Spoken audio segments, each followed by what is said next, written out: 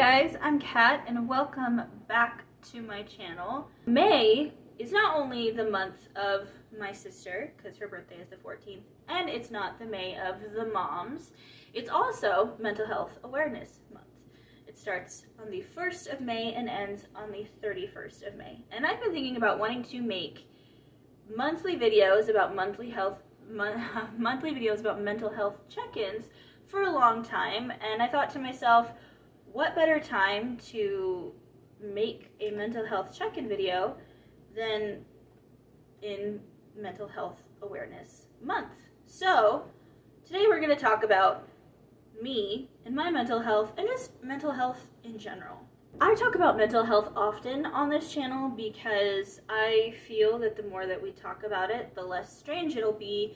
The more that everybody else will talk about it, the less that people will feel strange about talking about how crazy and messed up they are. Because in the reality, everybody is really truly messed up, broken, and absolutely destroyed. Especially after the past couple of years that we had.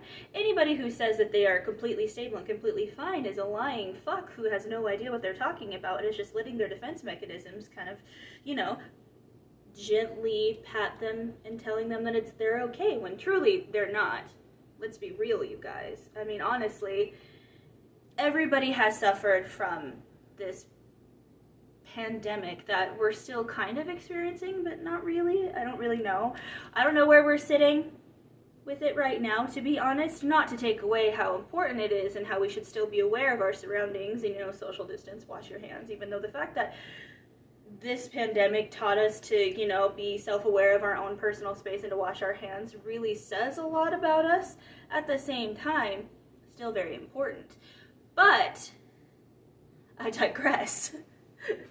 I talk about my mental health quite often, and it's actually quite helpful when I do, because I'm the kind of person where I unhealthily compartmentalize, where basically whenever I have high levels of emotion, I do one of two things. I either start to dissociate, or I completely compartmentalize it to the point where I act like it doesn't exist, and then when something triggers me, then it hits me like a truck. Super healthy. I actually call it my robotic mode, where basically I go in autopilot robotic mode, where I have this really highly emotional experience, but I also have to focus on work and things that I need to do throughout the day. And so I can't let this thing here destroy my brain, so I need to put it away in a corner until I can deal with it, but I'm actually not going to deal with it at all. So, like I said, super healthy. And a lot of the times I do that through the work week, where I will go into robot mode because I have to go to work and I have to focus on work things, and I have to train people, and I have to also get trained for my position, and I have to, I have to make money so I can live here and I can buy stuff for my cats, which is the most important thing. And if I let the things that actually bother me in, I won't be able to do it. And unfortunately, a lot of the things in my life suffer because of the compartmentalizing, where I don't talk to friends, I don't talk to family, I don't talk to my boyfriend, because I'm so hyper-focused on the things I have to do that week that I completely forget about everything else. Don't know what that's about. Couldn't be anxiety, depression, or the fact that I have to control every single aspect of my life to the point where I feel like if I don't, I'm gonna die inside. Could be it. I'm not sure. I haven't gone to therapy in a while. Probably should. A lot of people say Cerebral is great, and the amount of times that I get Cerebral ads, I don't know if it's the world telling me this bitch is fucked up, she should probably talk to someone, or if it's just the algorithm, as they say. At the moment, though, when it comes to my mental health, I'm in this weird middle place where I'm anxious and depressed, but I'm also calm and just alive, not necessarily happy, but not happy. I'm in between, where I could go either way, just depends on the day. But lately it's just been kind of a fun teeter-totter of like, okay, I'm gonna wake up, where am I leaning? Am I in a good mood? Am I in a bad mood? Am I gonna have a panic attack? Am I not gonna have a panic attack? What's gonna worry you today? What's gonna take your mind off of everything? What are you gonna focus on? You're gonna be able to go to work. You need to focus on work. You gotta help answer these questions. You gotta help customers. All those fun things. Honestly, it's a wonder that everything nowadays is so difficult, especially if you're middle class or less than middle class, because living is expensive, groceries are expensive, getting back and forth to work is expensive, nobody's getting paid enough, so it's a wonder that anybody's getting through the day at all and being able to focus on themselves in the slightest. And I'm lucky in the sense that I don't have a family to take care of. I don't have kids. I live by myself. I mean, I've got cats, but they're pretty self-sufficient. So I can only imagine what it's like to be a parent and to have to take care of all of those things at the same time of dealing with how shitty everything is. But yeah, lately for me, I've just been somewhere in the middle. And honestly, in my opinion, it's more uncomfortable to sit in the middle than it is to be on either side. Because at least if I'm on either side, I can try to process it and focus on something. But since I'm in the middle, I don't know which way I'm gonna fall. And it just depends on what it is, to be honest. It depends on what happens that's gonna make me just fall to which side. And something that I've been trying to remind myself is that, and I said this to my mom and my sister because we were talking about mental health and life, and I was saying that I have to remember that it's not a bad life, because I get into these cycles of, oh my god, why is this happening to me? My life sucks, everything's gonna fall apart, it's just a big tumbling crap pile of shit that I can't swim through, but I'm drowning. Like, I have to remind myself that it's not a bad life. It's a bad day, or it's a bad week, or it's a bad month, but it's not a bad life. Because if I look at all the things in my life that I have, mostly not things object-wise, but things connection-wise, like my family, my friends, my boyfriend, the fact that I get to live here, my cats, those things are very good. Those are good things. And when I look at those things and those experiences, it just reminds me that my life is not bad. I'm just having a hard time. And I try to remind myself, like, it's just a shitty day. It's a shitty day or it's a shitty week, but it's not always gonna be. And tomorrow is a new day, the sun's gonna come up, and you can start over, and you can decide how it's gonna go. So what are you gonna do about it? Because this is a question I asked myself. I worked somewhere for 4 years, and I thought, this is gonna be my job for the rest of my life. I love this job. I can't see myself going anywhere else. And then a lot of shit happened that really destroyed me mentally and physically, but mostly mentally, and still does destroy me mentally, that I just couldn't let go. And I had to leave because I had to decide what was more important to me, this job that I love or my mental health. Am I going to sacrifice the fact that I love this job so much for building my mental health and being there for myself, or am I going to decide that the job is more important than my mental health? And just asking myself, okay, you're unhappy. What the hell are you going to do about it? Part of the reason I've been in this middle place for so long is because I'm bored. I'm bored with my life. I'm bored with what I'm doing. I'm bored because I feel like I've been doing the same thing for the past 4 years, or maybe longer than that. And I'm not the kind of person that sits still and is okay with doing the same thing. I hate routine because it loses its fire, it loses its spark. So I've been wanting to find a way to do something that I've never done before. Like, I keep thinking about wanting to travel somewhere. Like, I live in Utah. I could go to California for a little while. It's not that far away because I've never done that before. I've never been on a plane. Even though I'm terrified of planes, I've never been on a plane. I've never taken a spontaneous trip before, ever. And so, and I've been thinking about that so much. And not only like going on a trip with like my sister, but I've been musing about going on a trip by myself, which is insane because there was a time where my anxiety would have never even let me think of doing something like that. But lately, as I've gotten older, I realized that I want to have more experiences. I'm going to be 28 this year. And it's not because I'm getting closer to 30 that I'm worried, because it's just an age, I don't care. It's the fact that I don't feel like I have a lot of experiences to talk about. It's the fact that if I were to die tomorrow, what would flash in my brain other than the beautiful moments with my family and, you know, like hanging out with my dad and watching Doctor Who marathon with my dad, or going to see Trixie and Katya with my sister and my mom, or, you know, going to FanX with my parents and my sister and my mom and everybody, or stuff like that. You know, those moments would flash. But at the same time, part of me is like, if I die tomorrow, would I be disappointed in the choices I'm making for my life right now? Or would I be okay with it? For example, Stray Kids is going to be touring, and they're going to be in California in July.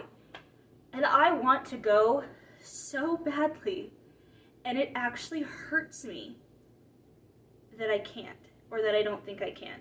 I'm trying to make it happen, but it actually damages me that I can't go. Because, not just because I love Stray Kids, they're like my favorite K-pop band right now, but because I've never been to a concert. I've never done something like that.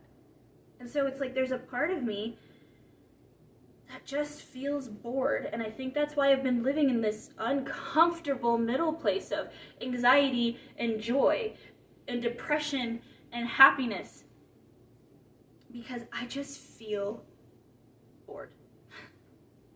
And this is the first time I'm actually saying this out loud. This is like thoughts that I've had. I haven't actually said it out loud, and I think it's because I feel bad for saying that I'm bored. Because I don't want anybody to think it's their fault that I'm bored, because it's not. It's the fact that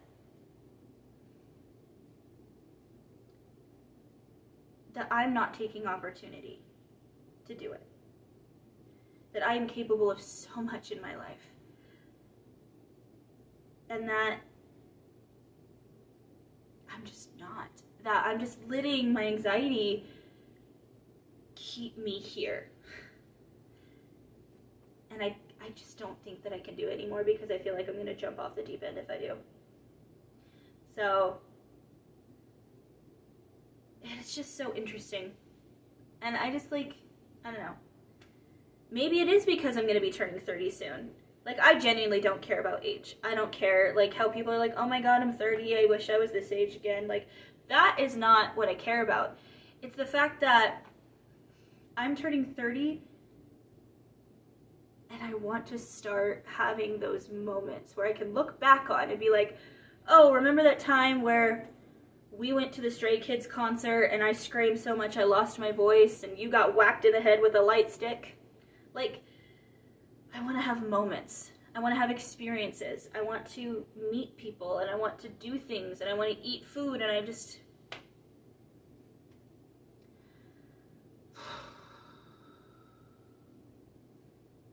Oh. And the question bears again. If you want to do those things, and you're unhappy, then what the hell are you going to do about it? Another reason, one of the reasons I wanted to talk about mental health every month is, one, I think it'll be very helpful for me to actually say what's in this, because this gets real dark. It's that I want to create a safe place where people can talk about their mental health without feeling like they're being a burden to someone or they're betraying themselves. I know how it feels to have a difficult time giving yourself permission to feel and to give yourself permission to allow those things in. Because these days, a lot of us don't have time. But I've been trying to give myself permission to be sad, to be angry when I'm angry, to feel what I feel without feeling guilt or like I need to change it or like I shouldn't feel it at all, or questioning, like invalidating myself. Isn't it fucked up that we would never stand for someone? I would never stand. I have never stood for someone invalidating the way I feel, ever. If someone makes me feel wrong or stupid for the way I feel, I get on a soapbox and I scream at them. I get pissed off. But why is it that I can openly and freely invalidate myself without any guilt, remorse, or question? Have you ever thought about that? How you would never let someone disrespect you, talk down to you, say terrible things to you, ever. But you allow yourself to do it. Why is that? Why is it easier for me to tear into myself than for someone else? I can say the worst shit to myself, but if someone talks like that to me, I'm not okay with that. I wonder what that is. Why the brain, the mind, does that. Why, for some reason, it's okay for me to mistreat myself, but not let someone mistreat me. My foot itches. And what I mean by giving yourself permission is basically, like I said, robot mode, autopilot, where you compartmentalize or you dissociate to the point where I can't feel this right now. I can't. So I'm not going to. So it's going to be in this box in the corner and it's going to live there. It's allowing yourself, after you're done and you get home, you have a cup of tea or a bath or a good cry, you give yourself the permission to go back in that corner and open that box and feel it. And for me, that is very hard because I consider it a failure, and failure terrifies me. I have a very strong fear of failure. I think I've talked about this before, but I will again. It's not about fear of failure in someone else's eyes. I could honestly, unless it's someone that I really respect, I don't care. It's fear of failing in my own eyes. It's setting expectations for myself that I logically know that I can't achieve them. But when I don't, all I can think about is dying. That sometimes I process failure worse than if someone I care about dies. Which is quite the claim, but it's true. I start to question my life, the point of my life, if I'm worthy of life, friendships, any relationship. A failure that most people would just be like, okay, not gonna do that again. But for me, it's like, oh my God, the end of the world. And for me, admitting when I'm having a difficult time is a failure because I failed to control my own brain and my own emotions. And so when I say it out loud, it makes it real. But the problem is when I don't say it, it destroys me. And so deciding what's worse, dealing with the fact that I said it out loud and made it real and getting over that fear of failure, or letting it consume me to the point where I lose a part of myself and that I will never get back. I would say the first option, probably a better choice. So I am on a constant journey of my mental health, and loving myself, and trying to figure out what works best for me. Lately, I've been drawing because for some reason drawing has helped me more than writing. And I think it's because, like I said, when I say it out loud or write it, it makes it real. But when I draw, it just helps me focus on that thing, but it still helps. I'm gonna show you. I'm not good at drawing. I'm only gonna show you the things I'm proud of. So, when I draw, for some reason, it helps me more. And I think it's just because it helps me focus on something else, and it helps me feel like I can put whatever I'm feeling on a page. I drew a church. But the one I'm mostly proud of, let me see if I can get to it, is this eyeball. It's not good, but it looks like an eyeball.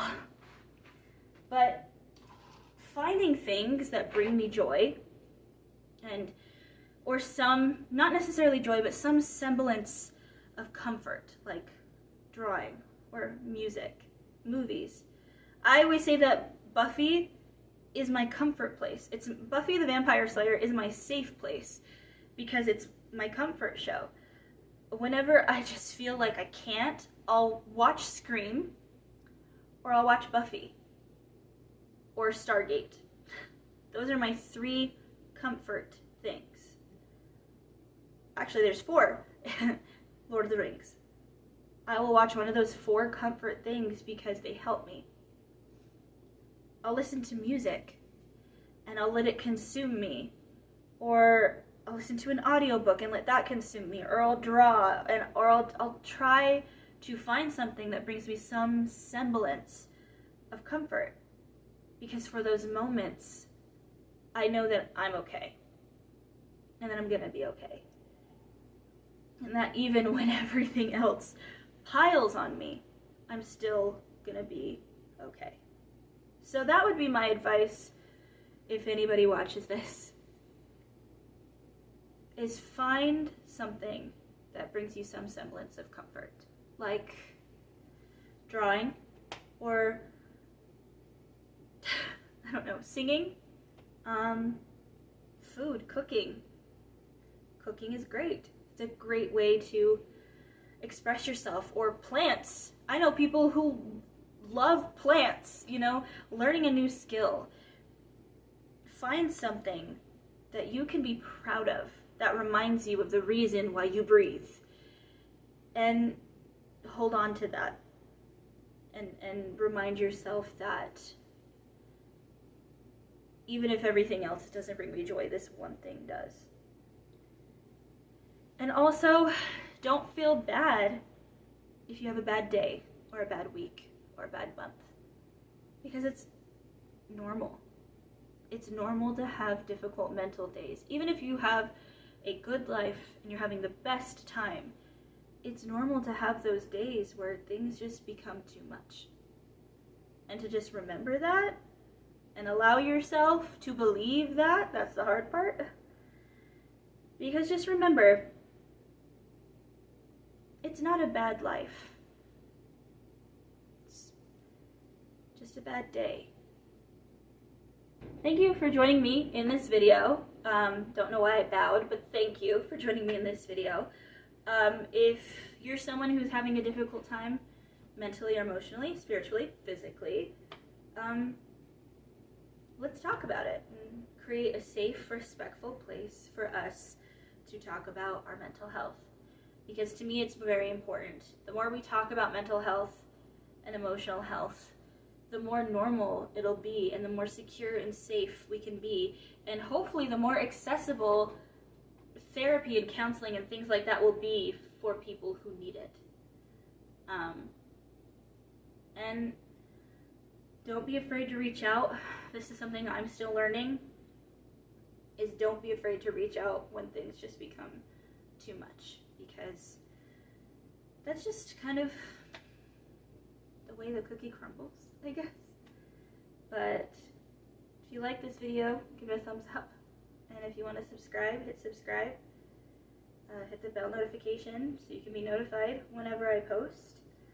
I post a lot of random shit on this channel because I was actually asked, why don't you make consistent, same content?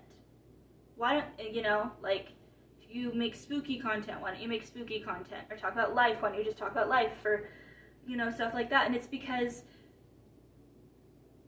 I'm on this journey of creating a safe mental place for myself. And I'm just gonna make whatever makes me happy. And if it works out, sick.